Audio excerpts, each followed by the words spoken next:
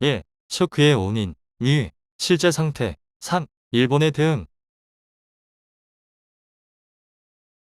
안녕하세요. 영상이 도움이 되셨다면 구독과 좋아요 부탁드리며 친환경 발전도 계속 도모해야 하지만 당장은 멈춰선 원전을 다시 건설해서 에너지 공급을 원활하게 하여 국가 산업 발전에 지장을 초래하는 일이 없어야 민생도 편안해집니다.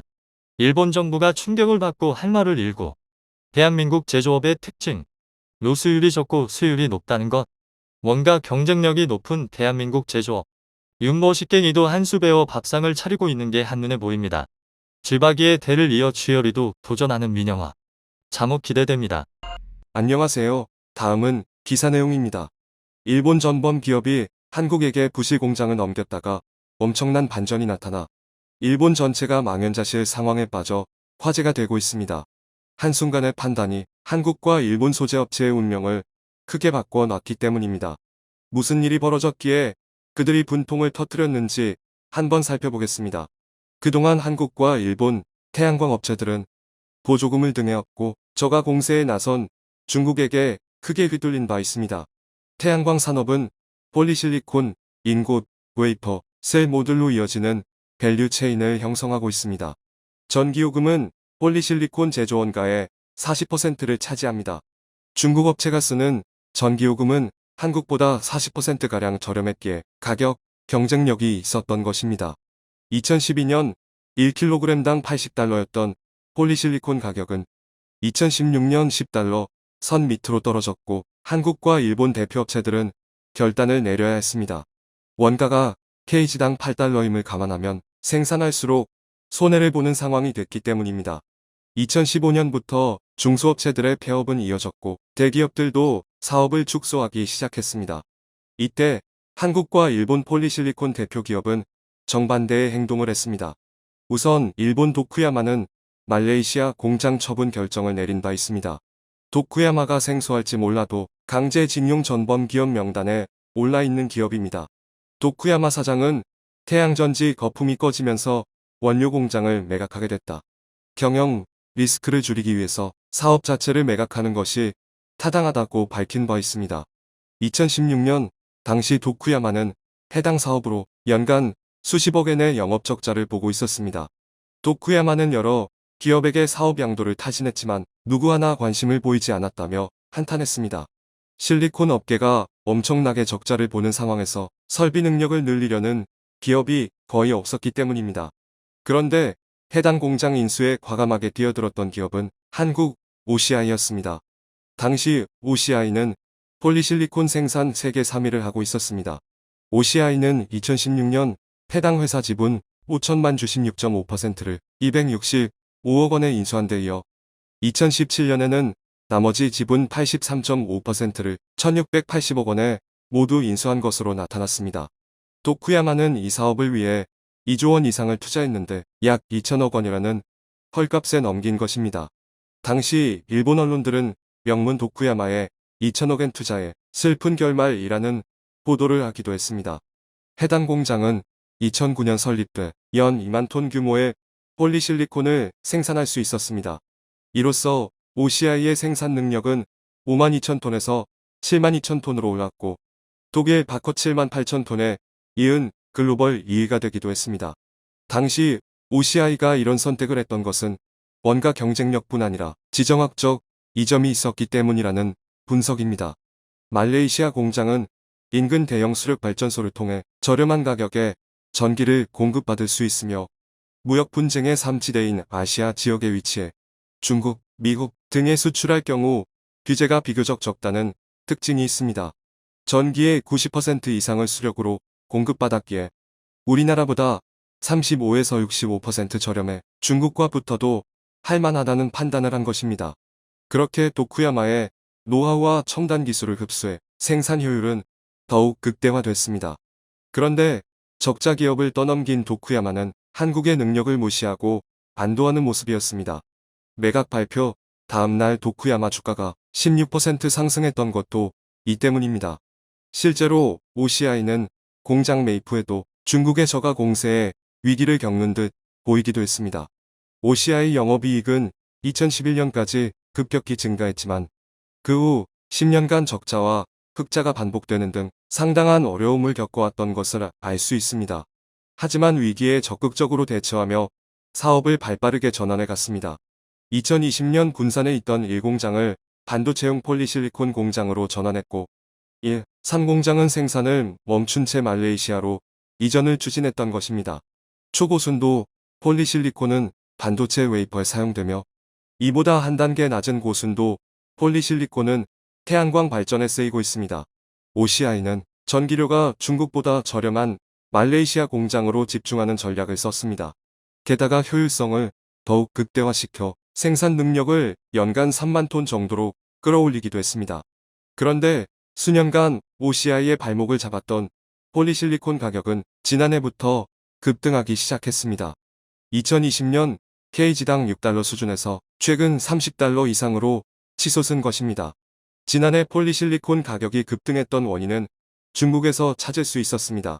중국은 전 세계 태양광 밸류 체인을 장악하고 있습니다.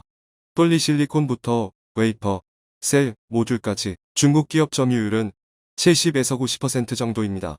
그런데 중국 폴리실리콘 공장이 전력난 등의 저조한 생산을 보였고 원료인 메탈 실리콘 생산까지 동시에 줄어 가격이 폭등했던 상황입니다.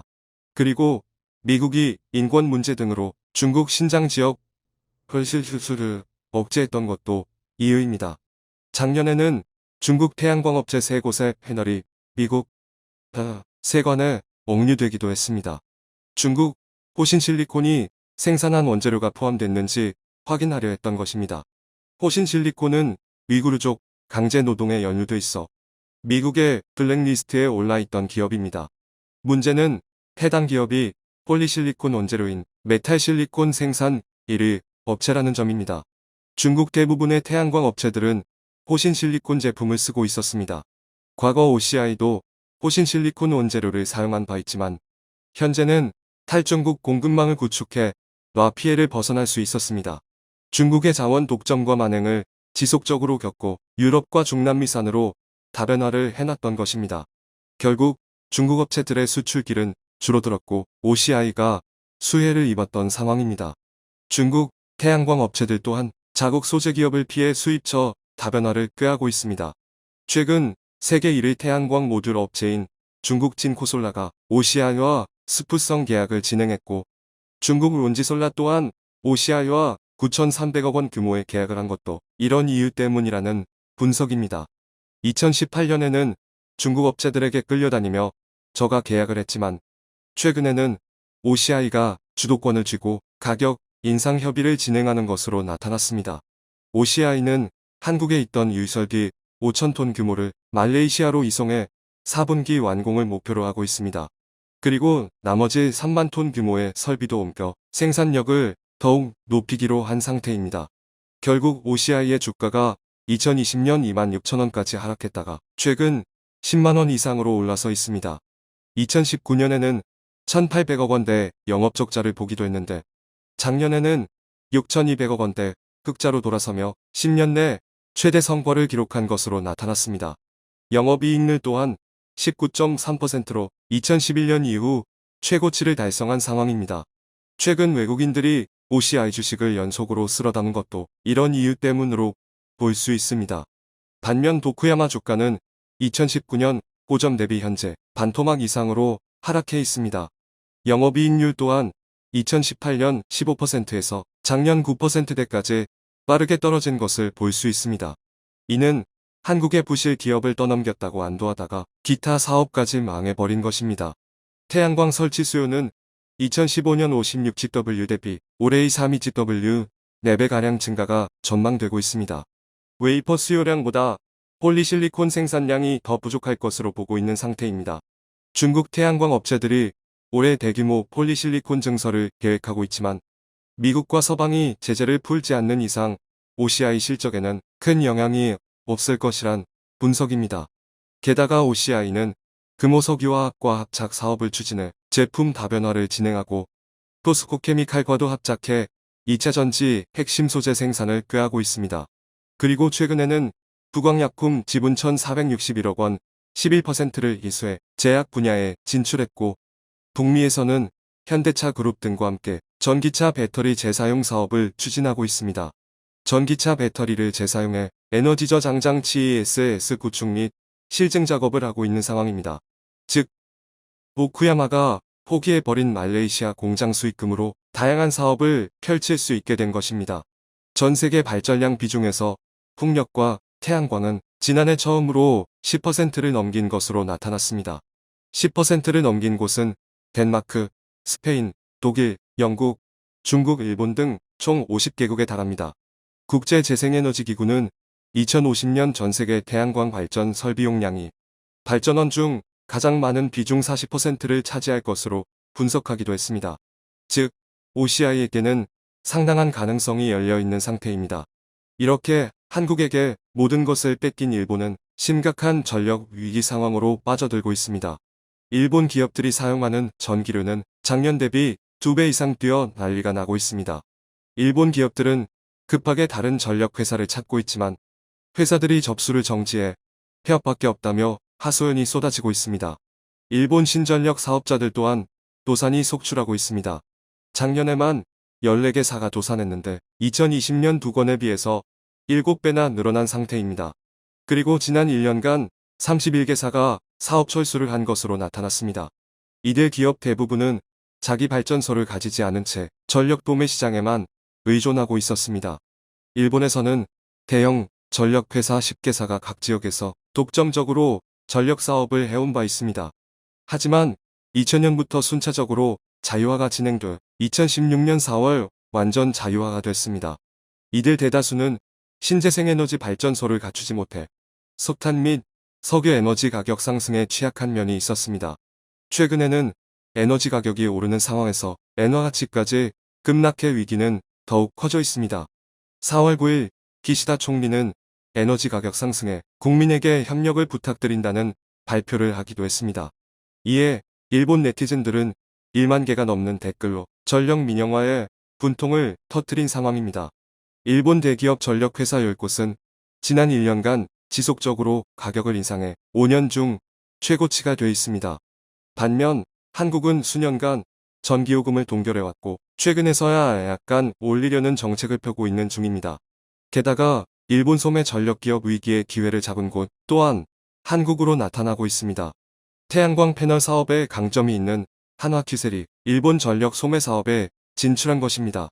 한화큐셀은 재생에너지를 앞세워 기존 전력 사업자와 경쟁 구도를 만들었습니다. 니혼 게이자이 신문은 오키나와를 제외한 일본 전국 가정을 상대로 한화큐셀이 대형 전력사보다 5%가량 저렴한 전기를 판매할 예정이라며 놀라워했습니다. 한화큐셀은 2011년 일본에 진출해 최근 태양광 솔루션 큐슈프림을 출시했고 2017년부터는 교세라를 제치며 현지 시장 점유율 1위를 하기도 했습니다. 결국 일본 기업들의 잘못된 선택이 경제를 쑥대밭으로 만들었다는 것을 알 수 있습니다. 변화에 적극적으로 대처하고 올바른 판단을 하는 한국, 더욱 정진하길 바랍니다. 청중의 일부 의견. 중국 전기 부족한데 무슨 전기가 싸다고 뻥이 심한 것 같군. 전범 기업들의 공장을 폭파시켜야 한다. 지구에서 흔적을 없애야 지구가 조용해진다. 전범 기업 말고도 일본 기업은 전부 다 한국 기업에 의해 쫄딱 완전 쫄딱 망해야 한다. 원래 섬나라는 고대 한국의 귀향지였고 속국이었다. 우연히 먼저 개화해서 서양 문물 카피해서 좀 잘 나갔지만 카피로는 발전에 한계가 있지. 창의성이 없는데 단순 수공업을 장인정신 운운하며 멋대에 걸쳐 그대로 답습하는데 무슨 발전. 결국은 늦게 출발했지만 창의성 좋은 한국이 단연 더 발전하지. 시청해주셔서 감사합니다. 기업으로선 이익이 많이나 좋겠지만 한국의 공장도 거의 다 싹 정리해 말레이로 이전하니 국내엔 일자리도 없어지고 경제에도 도움이 안 되는 거 아닌가. 또 태양광 패널 재료는 역수입해서 써야 하네. 말레이시아 경제에 큰 이바지를 하는군. 해외에 공장 지으면 기업은 좋겠지만 한국 본토엔 별 도움도 안 된다고 본다. 오늘도 감사합니다. 최고로 멋진 하루 보내시길 바랄게요.